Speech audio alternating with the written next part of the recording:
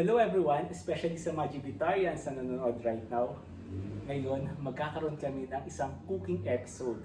Ang lulutuin namin, ang Filipino Style and Chinese Style Adobong Talaba. Ito ang aming face-off. Yung ingredients muna dun sa Filipino Style Adobong Talaba. We have vinegar, meron tayong mantika, soy sauce, bawang, tubig, of course, yung talaba.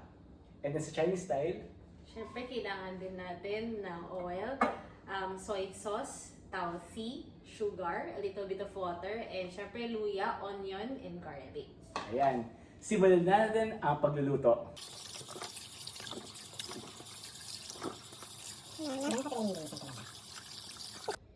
Ano ginagawa mo ngayon? Tinatanggal ko yung mga shell na naiwan pa.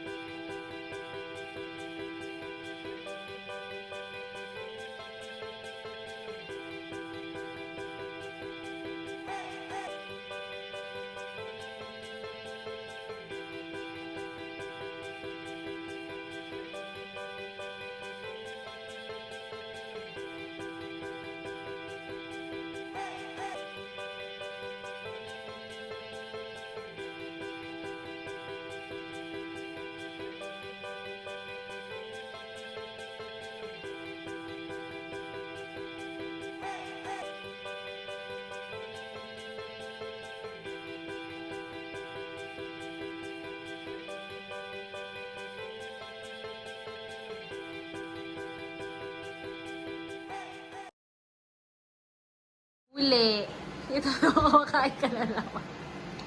Masyado nang nasarapan. Ba, may Masarap ubos na talaba ni Jessa. na.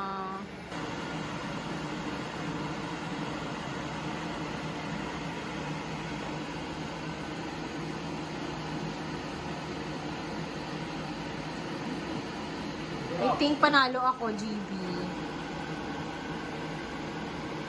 I think panalo ako. Napawisan ka na. It's not a competition after all.